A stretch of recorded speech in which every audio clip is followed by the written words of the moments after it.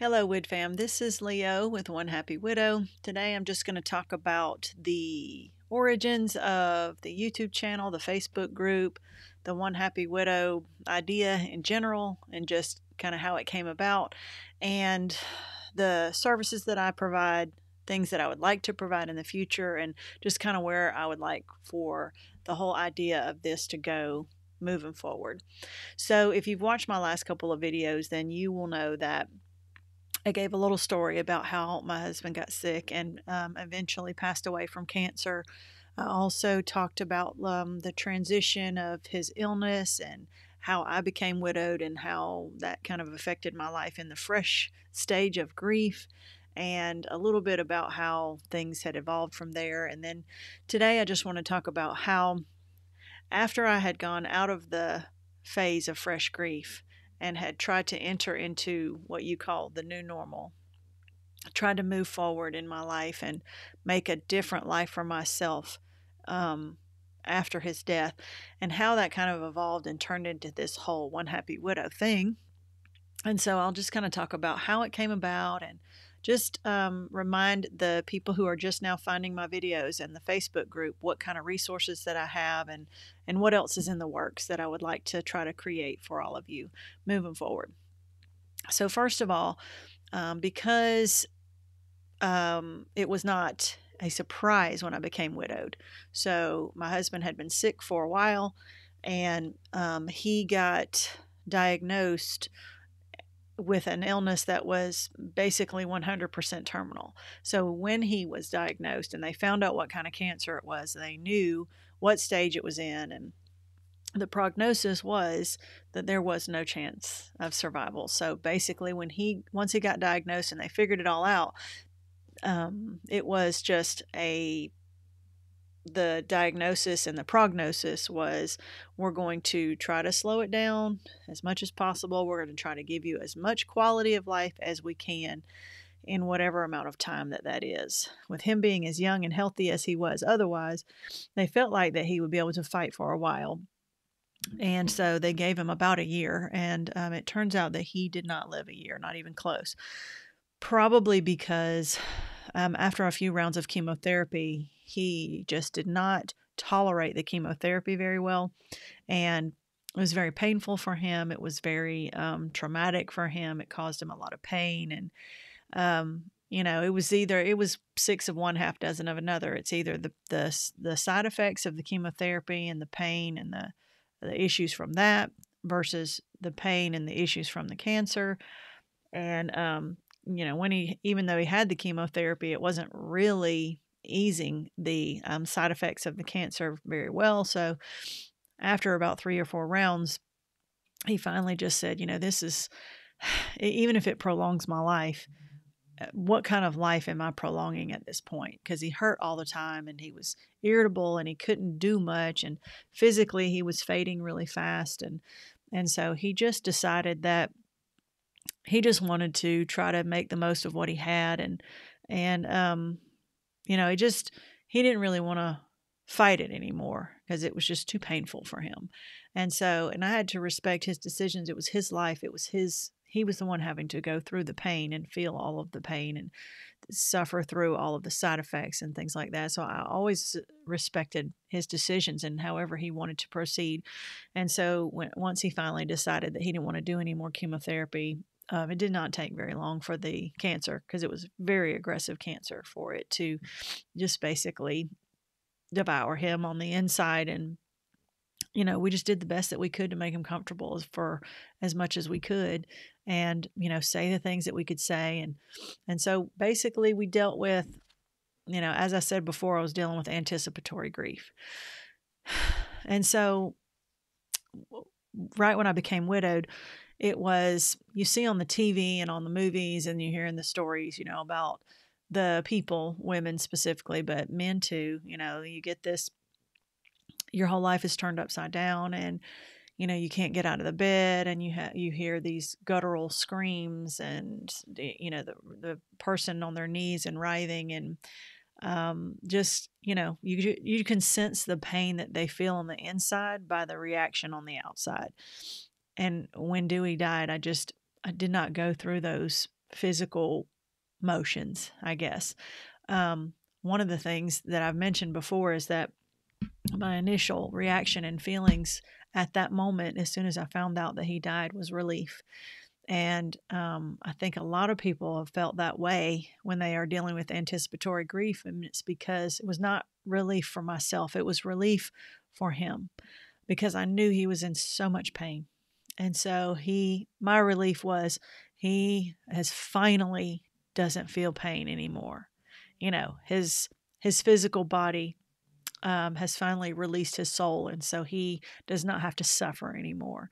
But instantly, right after the relief feeling, came feelings of guilt, because I felt so guilty that I was feeling relief because he had died. And so that mix of emotions was overwhelming. And on top of that, I just kept getting this feeling that I wasn't doing it right. I wasn't grieving right. I wasn't being a widow the right way. And I just kept in the back of my mind, I kept feeling like I was dealing with this too well. Like it just wasn't disrupting my life in the way that I felt like it should or would, or that other people thought that I would. And so I had a lot of confusion, and I had a lot of questions of my own, my own heart, my own emotions, like why. I knew that I loved my husband, and he was a good husband, and he was an awesome father. And I knew that I missed him, and I was very sad that he was gone. And there was nothing that I wanted from any of this, but why was I functioning so well? And I know part of it was just being numb and being in that denial stage at the very beginning, and not really accepting that it was real. And a lot of it had to do with the fact that I had pre-grieved. And so I had gone through a lot of that grief like a pressure cooker that's, just had a little bit of pressure released at a time over a long period of time, instead of that huge burst of release of pressure all at once. But I didn't understand that, and I did not have a name for it, and I did not have an understanding for it, because I had not really studied grief and knew anything about it. I was learning as I went. And so I didn't know anything about anticipatory grief, and I did not know what to expect. I only had this vision in my mind, and when it didn't turn out that way, I felt like something was wrong. And so I went to Facebook and I joined several groups, months after. I just joined several groups to try to just kind of feel out how other people were dealing with their grief, and maybe just to see if I wasn't the only one who felt like they just weren't doing it right, or felt like I wasn't grieving hard enough, or showing it hard enough, or crying enough, or things like that. More so just for, like a reassurance that I wasn't like a heartless person and that there wasn't something wrong with me. And so it did give me a lot of it just gave me a lot of reassurance, just hearing the different stories of other people, and realizing that I was not alone, and that there was so many different ways for people to express their grief, and it changes from day to day. And so I had my moments of crying and suffering, and then I had other moments of where I just seemed like I was okay and I was going through the motions, and I just realized that I was normal. I realized that there wasn't really anything wrong with me. This was just the way that I was processing my grief, and that it was okay. And I stayed in the groups, and I joined a whole lot of groups in the very beginning. And then I realized that each group had its own little personality based on the type of members that it had. And some of them were really negative, like it's just a lot of complaining and a lot of misery loves company, and just a lot of woe is me. And then everybody else is like, yep, me too, me too. It was like the me too of the grief movement. And I realized that those groups were not for me, because they were not making me feel any better. They were almost bringing me down, and it was giving me a sense of hopelessness, because these people in these groups were seeming like they were hopeless. They also seemed like they weren't interested in feeling any better. They were just wallowing in their grief, and they were wanting to just accept that that's how their life was and was always going to be, was never going to be any different. And it almost seemed like they did not care to try to make their lives any better. And nobody in there was trying to encourage anyone else to try to get themselves out of the rut and make their lives any better either. And so after a while, I removed myself from those groups that were so negative, and just kind of remained in the ones where I felt like I could relate the most. And then I found myself after several months realizing that a lot of people, after they'd been in the groups for a while, would leave because they didn't feel like they needed it anymore, because they had moved forward and they had gone to another phase in their life, and maybe they just didn't want to focus on their widowness as much and just didn't feel the need for the support of the group as much. And so they would either just not participate or they would just leave the group. But it was a constant influx of new people coming in all the time, because every day people are getting widowed. Okay, people die every day. And those people who are dying, if they are married, are leaving behind widows and widowers. And so those people every single day are seeking out support, and they're finding it in these Facebook groups. And so it was always, a wave of new, freshly widowed people entering. And then this small group of us who had been there for a while that were seeing all these new people coming in. And it almost became, I'm trying to think of the word for it, but it was a little frustrating, because it at that point, it almost seems like it was harder for me to try to move forward, because I was constantly holding hands and trying to give support to people who were in this fresh grief. And every time I would see somebody post that they had just lost their spouse, I would think, well, I know what they're fixing to be in for, and it's going to be a tough one. Like, I know this first year for them is just going to be horrible. And at the same time, I was thankful that I was not in that position along with them. I was thankful that I was farther along in the journey and had learned some things and had been able to cope, and my heart had healed some. And so I was, a little bit farther down. And then I realized that, maybe I was not meant to be. When I first got into the groups, I was there for support.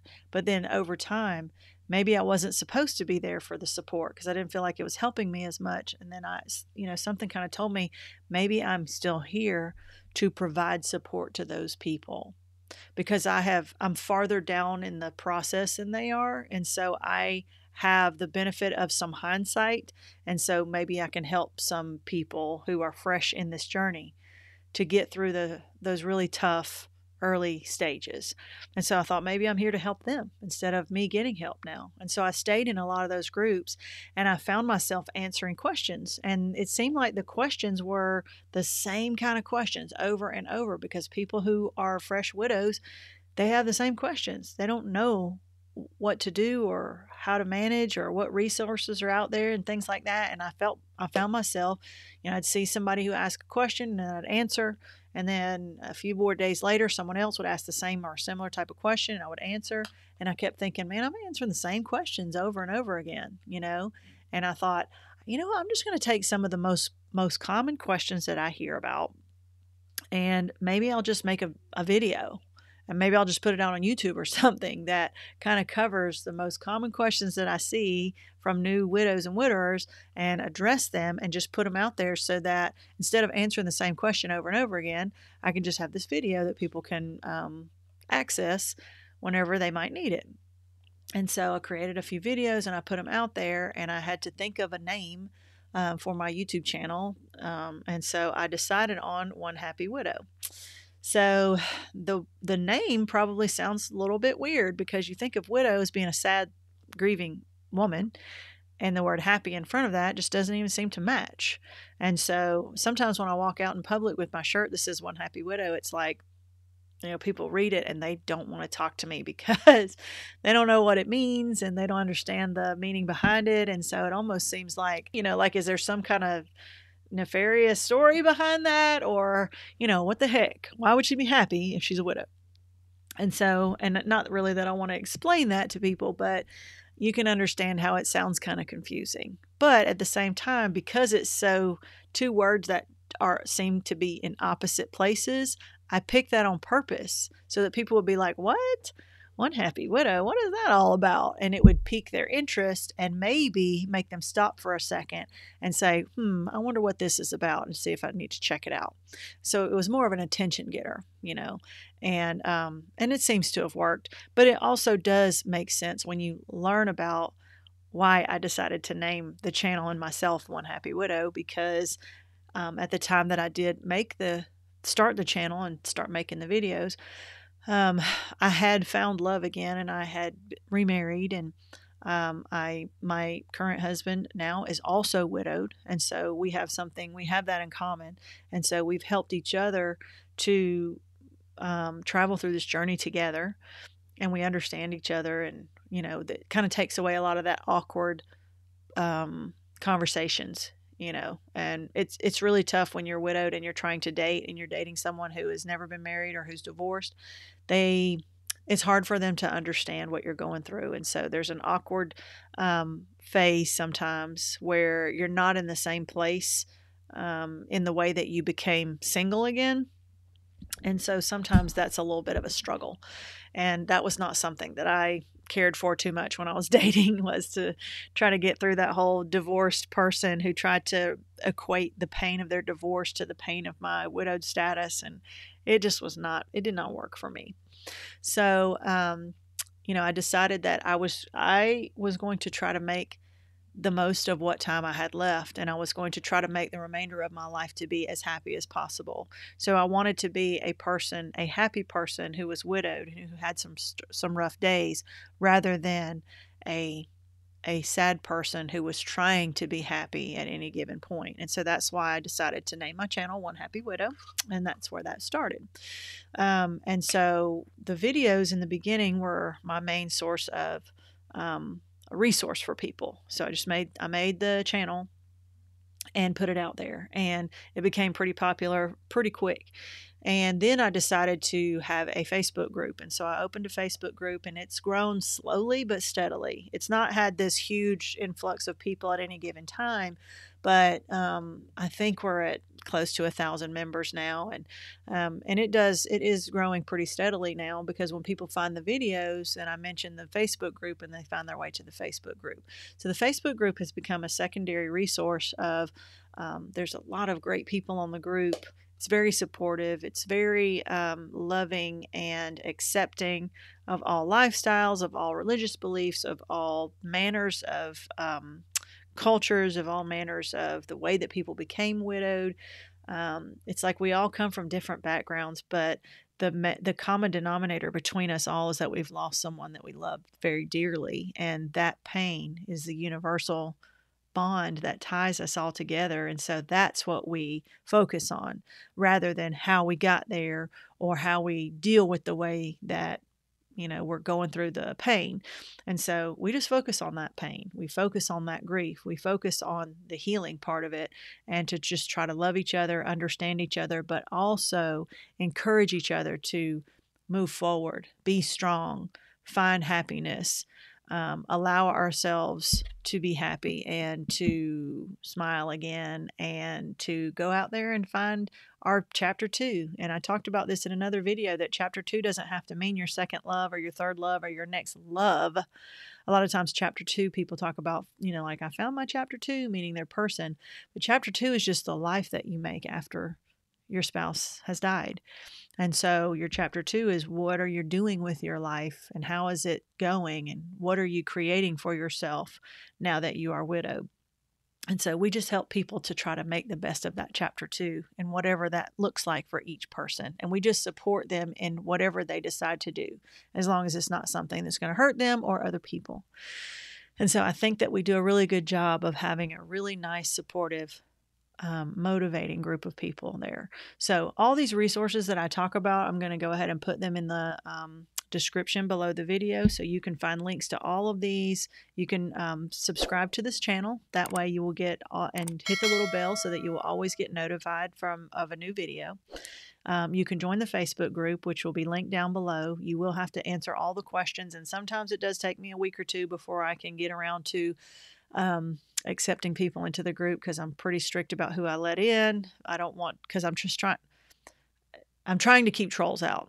When I say strict about who I'm letting in, I'm thinking, like, I don't want scammers to come in. I don't want people who are trying to pick up widows, like it's not a dating group. I don't want to let those people in, those kind of things. So I try to be pretty selective about people who truly are widowed, who truly are here to just come and try to heal from that. And so sometimes it does take me a little while. But I also have a few resources and I have those on my website. So I have a widowed contact list that I created for you that for free that you can download. It's on my website. I have some journal pages that I have created for free that you can download from my website. I'm getting ready to create a few other things, some journal prompts to add into that. So I'm working on that as well.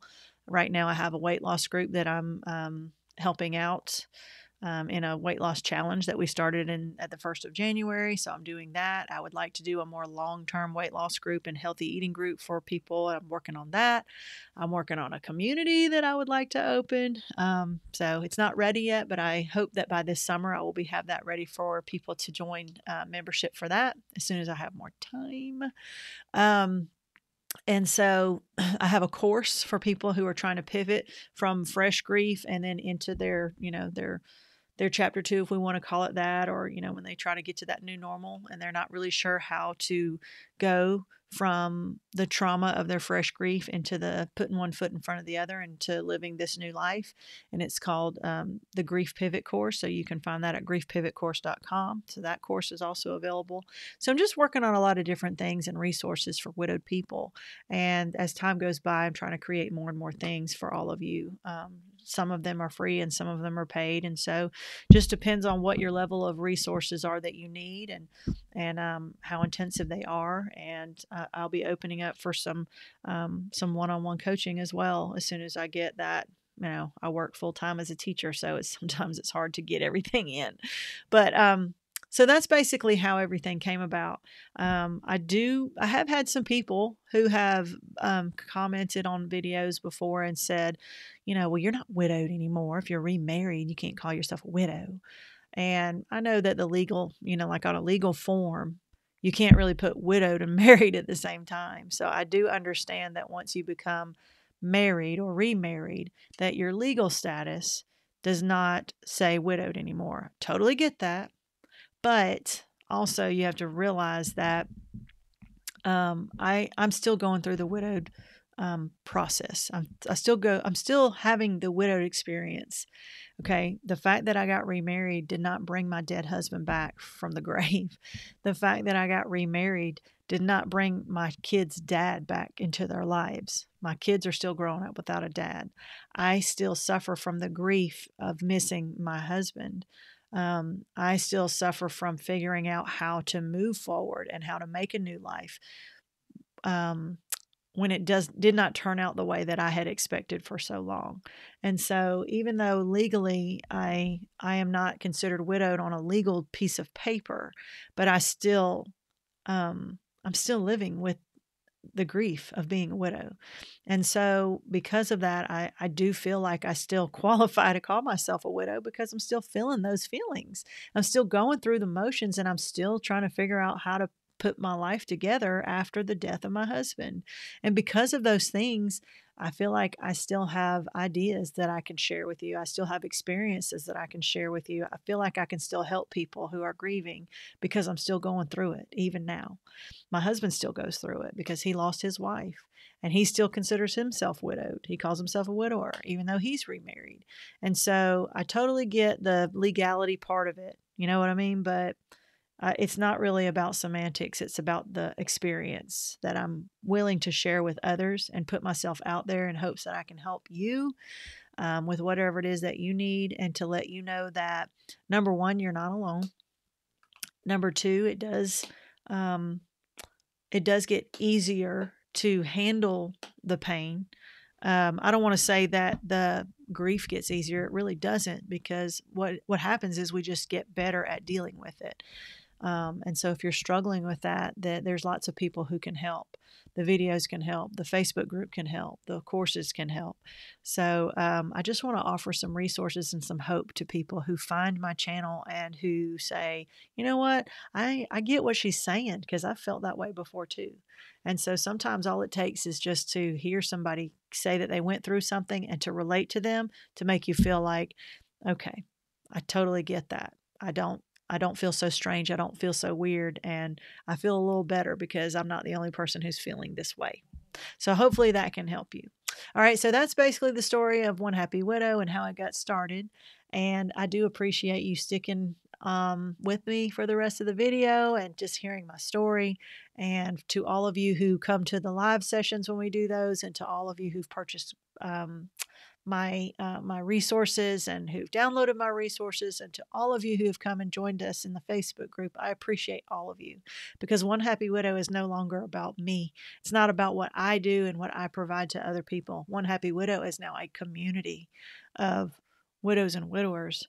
It's a group of us who have come together, with common trauma, and who are helping each other to move forward in this life. So I appreciate all of you. I thank you for coming in and checking out my video, for subscribing to my channel, and for checking out all the other resources that I have.